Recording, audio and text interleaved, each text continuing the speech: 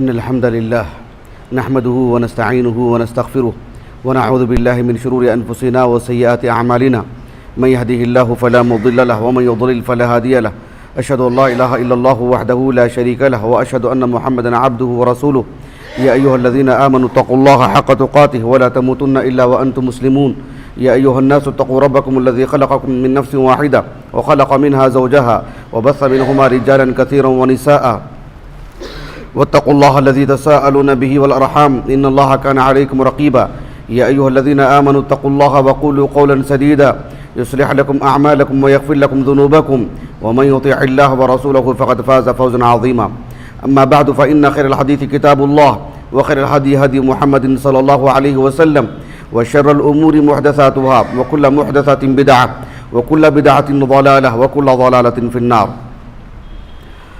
حاضرین جمعہ، ہم سب جانتے ہیں کہ انسان کی جو بنیادی ضروریات ہیں اس میں کھانا پینا بھی ہے. انسان کھانے پینے سے مستغنی نہیں ہو سکتا ہے، یہ اس کی بنیادی ضرورت ہے. اللہ رب العالمین ہمارے خالق ہیں. اللہ سبحانہ و تعالیٰ نے ہمیں پیدا کیا، ہماری تخلیق فرمائی، تو ہمارے کھانے پینے کا بھی بندوبست کیا.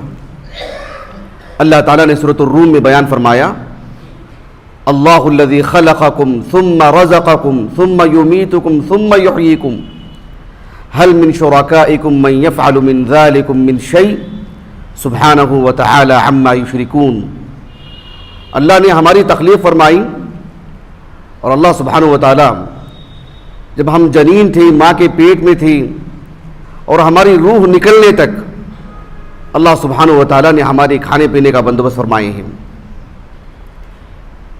آپ غور فرمائیے، قرآن مجید کی ایک سورت ہے سورۃ المائدہ. اس سورت سے متعلق اہل علم کہتے ہیں کہ اس سورت میں انسان کی جو ضروریات خمسہ ہیں، انسان کا دین،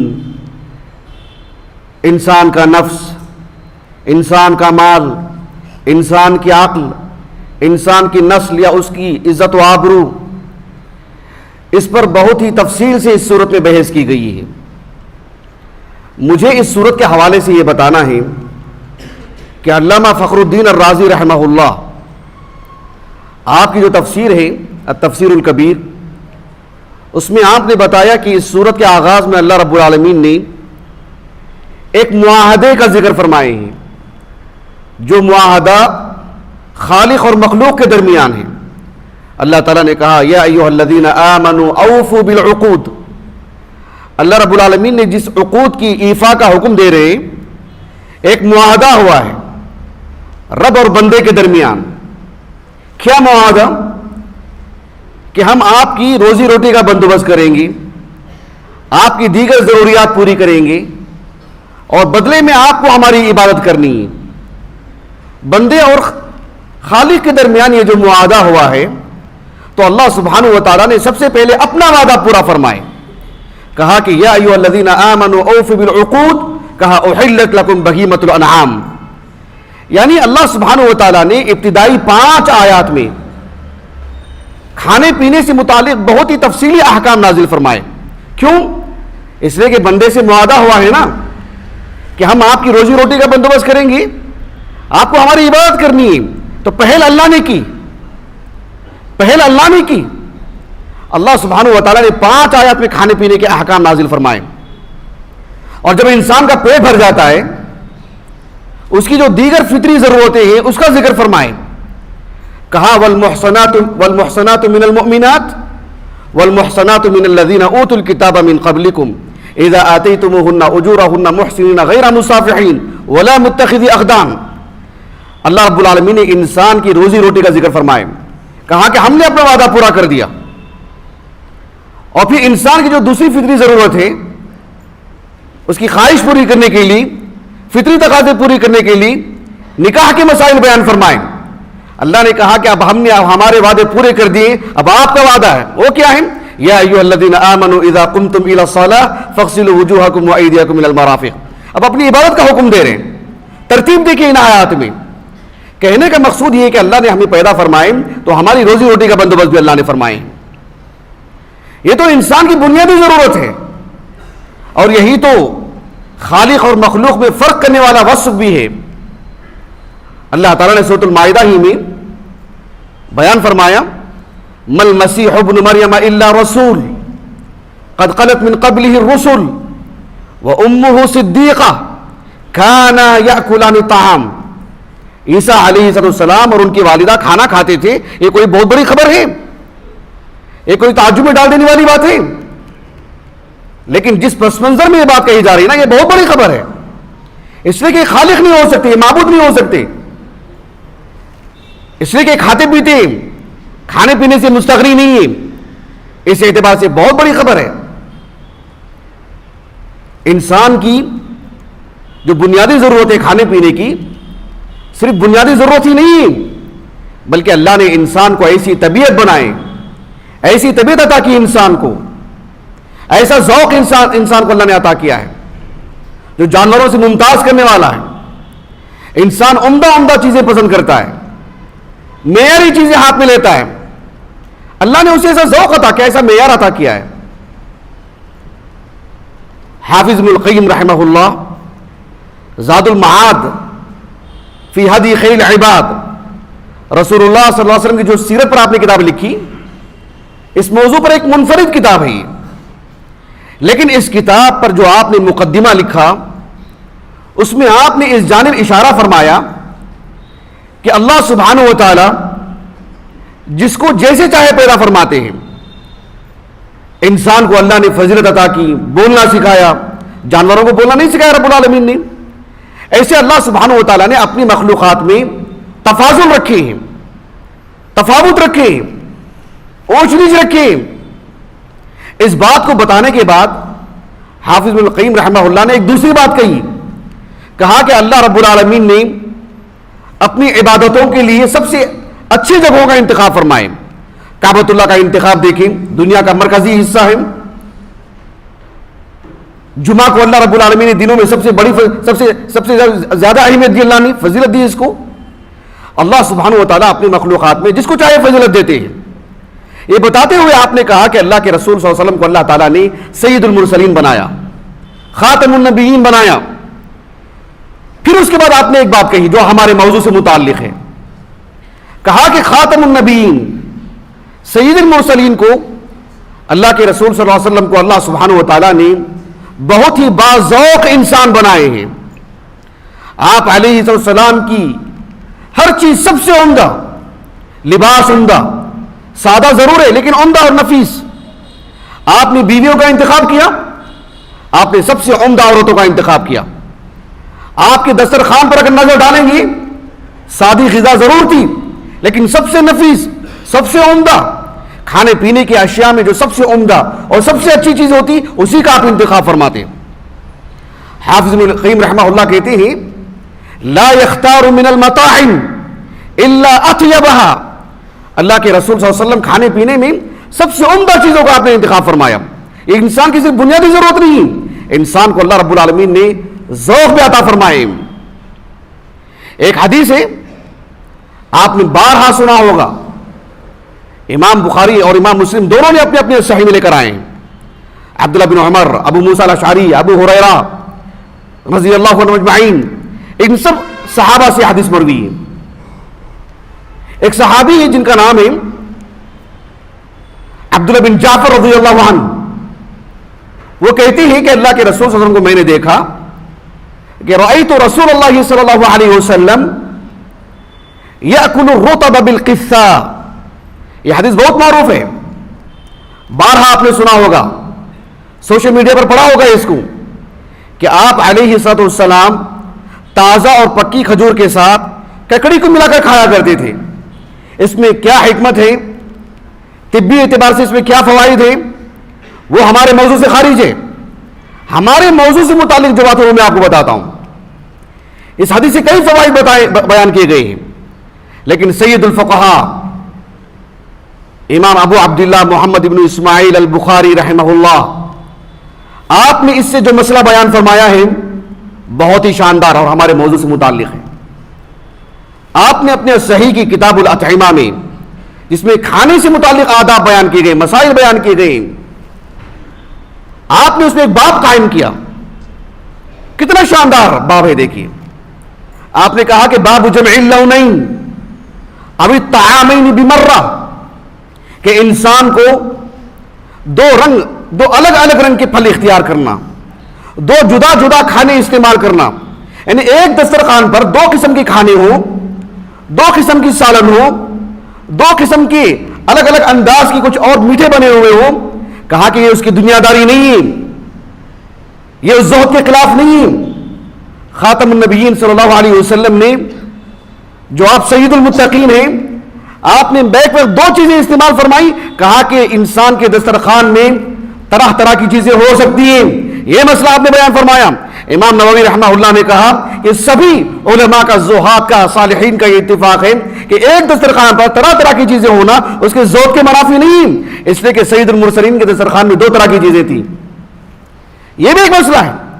دسترخوان میں توسع ہو سکتا ہے، یہ دینداری کے منافی نہیں ہے.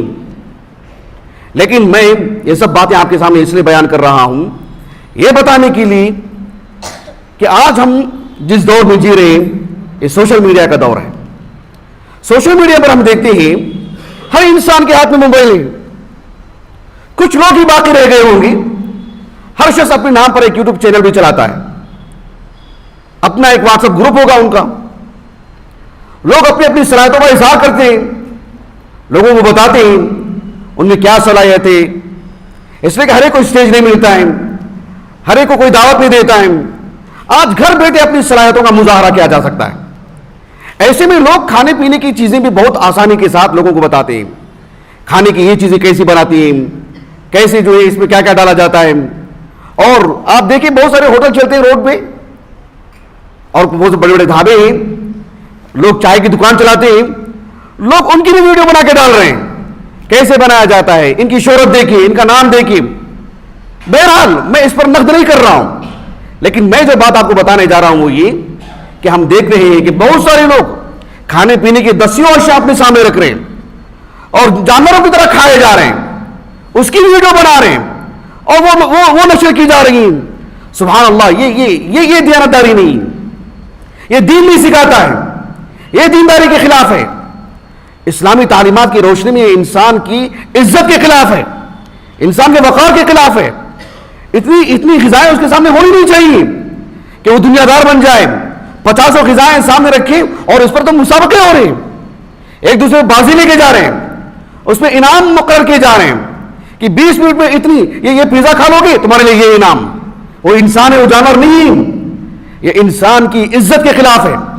اور بالخصوص اگر ایک مسلمان یہ کرتا ہے، کھانے پینے کی 50 چیزیں سامنے رکھ لے اور اس کا مظاہرہ کرے، یہ چیز ہے اور یہ چیز ہے اور سب کھاتے رہے، یہ بالکل بھی مناسب نہیں. ایسی ویڈیو نہیں بنانی چاہیے. ویڈیو بنانا تو بہت دور کی بات ہے، اس طرح کا معاملہ اختیار بھی نہیں کرنا چاہیے. اللہ رب العالمین نے قرآن مجید میں سورۃ الاحقاف میں کفار کے بارے میں کہا وَيَوْمَ يُعْرَضُ الَّذِينَ كَفَرُوا عَلَى النَّارِ أَذْهَبْتُمْ طَيِّبَاتِكُمْ فِي حَيَاتِكُمُ الدُّنْيَا وَاسْتَمْتَعْتُمْ بِهَا. اللہ رب العالمین نے کہا کہ کل قیامت کے دن کفار کو آگ کے سامنے پیش کیا جائے گا. یعرضون کی کیا معنی ہے؟ مفسرین نے کہا کہ انہیں آگ دکھائی جائے گی، یہ آگ کے سامنے کھڑا کیا جائے گا، ان کو یہ عذاب دیا جا رہا ہے. اس وقت ان سے کہا جائے گا ایک مزید عذاب، جملوں کی شکل میں عذاب، بات چیت کی شکل میں عذاب کہ اذھبتم طیباتکم فی حیاتکم الدنیا. تمہارے دسترخوان، تمہارے کھانے پینے، تمہاری موج مستی، کہاں گئی تمہاری موج مستی؟ سب دنیا کی حد تک رہ گئی. 20 منٹ، آدھا گھنٹہ آدمی کھانے میں نکالے، ایک گھنٹہ اس میں صرف کرے. سبحان اللہ، یہ ایمان کے منافی ہے. یہ بہرحال مسلمان کے لیے مناسب نہیں ہے. یہ کھانے پینے میں اتنا وقت لگائے، اس میں زندگی صرف کر دے اور جینا بنا اسی کے تعلق سے ہو. روزانہ ایک نئی ویڈیو اس کے تعلق سے آ رہی ہے اور اس کے کمنٹس پڑھ کر کے دیکھیے آپ، مسلمان مردوں کے نام ہے، مسلمان عورتوں کے نام ہے، لائک کرنے والے کتنے لوگ ہیں. کیا ذوق اتنا خراب ہونے جا رہا ہے، لوگوں میں عزت اور حیا نہیں ہے. نصر اللہ العافیہ والسلامہ. اللہ رب العالمین نے سورۃ محمد میں بیان فرمایا موازنہ کرتے ہوئے ان اللہ یدخل الذین آمنوا وعملوا الصالحات جنات تجری من تحتها الانہار. یہ تو مومنین کے بارے میں اللہ نے کہا. اس کے بعد اللہ نے کہا والذین کفروا یتمتعون ویأکلون کما تأکل الانعام والنار مثوی لهم. اللہ رب العالمین نے تو کافروں کے بارے میں کہا جو صرف اس دنیا ہی کو سب کو سمجھتے, ان کی بیٹھکیں, ان کے مشورے, ان کی ملاقاتیں, سب کچھ کھانے پینے کے لیے. کتنے مسلم معاشرے میں نوجوانوں کو دیکھیں آپ, رات کا کتنا وقت نکالتے ہیں ہوٹلوں کے پاس ایک چائے پینے کے لیے, آدھا گھنٹہ, ایک گھنٹہ. کھانے پینے کی زندگی. روزانہ دوستوں کے ساتھ کہیں نہ کہیں چلے جائیں, اس ہوٹل میں, اس ہوٹل میں, کھانے پینے کے. اسی لیے ایسے معلوم ہوتا ہے کھانے پینے کے لیے پیدا ہوئے. کتنی بری بات ہے یہ. اللہ رب العالمین نے کہا کہ جانوروں کی طرح بس کھاتے رہتے ہیں. آج کھا پی رہے ہیں, کل کے دن کھانے پینے کے مشورے ہو رہے ہیں, کل کھانے پی رہے ہیں اور پرسوں کے مشورے ہو رہے ہیں. اسی سے متعلق پوری گفتگو, اسی پر پوری دوستیاں قائم ہیں. اللہ رب العالمین نے سورۃ المرسلات کے آخر میں بیان فرمایا کلوا وتمتعوا قلیلا انکم مجرمون ویل یومئذ للمکذبین. کلوا وتمتعوا, عربی زبان میں التمتع کہتے ہیں وقتی فائدہ اٹھانے کو. عربی اسلوب کی میں بات کر رہا ہوں. عربی زبان میں متاعن کہتے ہیں ایسے سامان کو جو جس کی تاریخ بس 1-2 دن کی ہو. جیسے کہا دیا جائے کہ بھئی 1 کلو موز ہے, کتنے دن رکھے گا آدمی؟ 1 دن رکھے گا, 2 دن رکھے گا, اس کے بعد اس کے تو کام نہیں آئے گا وہ. عربی زبان میں متاعن ایسے ہی مال کو کہتے ہیں جو بس 1-2 دن کام آئے. تیسرے دن انسان اسے اپنی حاجت نہیں سمجھتا ہے, جانوروں کے سامنے ڈال دیتا ہے. لیکن اللہ نے کہا کلوا وتمتعوا, تاکید کے لیے کہا کہ قلیلاً, تمہارے پاس جو 2 روپے ہیں نا وہ بھی بس 2 روپے کام آنے والے ہیں بس. انکم مجرمون ویل یومئذ للمکذبین. یہ جو انسان کا جو مزاج ہے کھانے پینے کا, ہر لمحہ سوچتا رہے, حتیٰ کہ اتنا جنونی بن جائے کھانے پینے میں کہ بس اس امید کے ساتھ رہے کہ اب ہمارے گھر میں کس عزیز کی وفات ہونے والی ہے, کس سرپرست کی وفات ہونے والی ہے, تاکہ 2 روپے اس کی وراثت میں بھی ہم کو مل جائیں. اللہ رب العالمین نے کہا سورۃ الفجر میں وَتَأْكُلُونَ التُّرَاثَ أَكْلًا لَمًّا, وراثت بھی تم پوری طرح سمیٹ کر کے کھانے والے ہو. بس کسی عزیز کی وفات کے انتظار میں وہ مر جائے, مال مل جائے, وہ بھی کھانے کے لیے بیٹھ جائیں. اتنا جنونی, یہ ایسا مزاج ہمارا بنا ہوا ہے. اللہ کے رسول کی ایک حدیث ہے صلی اللہ علیہ وسلم, متفق علیہ حدیث.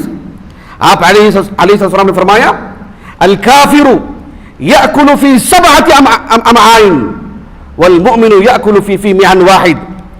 ایک کافر 7 آنت بھر کے کھاتا ہے, کھاتے ہی رہتا ہے. ایک تو وہ بسم اللہ نہیں کہتا ہے, شیطان بھی شریک ہو جاتا ہے اور خوب کھاتے رہتا ہے. کھانا پینا مزاج ہے اس کا, مشغلہ ہے اس کا. یہ ایک مسلمان کے لیے بالکل بھی مناسب نہیں ہے. اس پر تو مسابقے ہوتے ہیں, ایک عام انسان کے لیے مناسب نہیں ہے. چاہے جائے کہ ایک طالب علم کے لیے کہ وہ دیکھے کہ کون کتنا کھاتا ہے, کم وقت میں کتنا کھاتا ہے, یہ مقدار میں کون کھاتا ہے, اس مقدار میں کون کھاتا ہے, پھر اس پر الگ سے پیسے مقرر کیے جاتے ہیں کہ اسی لیے ہم پیدا ہوئی. آپ دکھا سکتے ہیں صحابہ میں ایسا کوئی مسابقہ, دوڑ کا مسابقہ تھا اور دیگر اس دور میں جو آلات تھے اس کے مسابقے تھے. کھانے پینے کا مسابقہ, کھانے پینے کے مسابقے کرنے والے کبھی دین کے لیے پتھر باندھ سکتے ہیں, کبھی دین کے لیے قربانی دے سکتے ہیں, کبھی حلال حرام کی تمیز کر سکتے ہیں, جن کو کھانا پینا ہی مقصود ہو. اللہ تعالیٰ ہماری حفاظت فرمائے. مجھے آج کی اس خطبے میں یہی کہنا مقصود ہے کہ آج سوشل میڈیا پر ایسے ویڈیوز بنائے جا رہے ہیں, انسان کے سامنے اتنا بڑا دسترخوان اور ایک آدمی ہضم کر دے رہا ہے, ایک آدمی کھا لے رہا ہے. یہ سبحان اللہ العظیم, یہ ہماری سمجھ سے باہر ہے. بہرحال علی الاقل اتنی بات ہے کہ ایمان کے منافی ہے. اللہ نے انسان کو جس مقصد کے لیے پیدا کیے اس مقصد کے لیے وہ آڑ ہے, ان مقاصد میں وہ اللہ نے کبھی داخل نہیں فرمائے. اللہ تعالیٰ سے دعا ہے کہ اللہ رب العالمین ہمیں نیک اور صالح انسان بنائے. وآخر دعوانا الحمدللہ رب العالمین.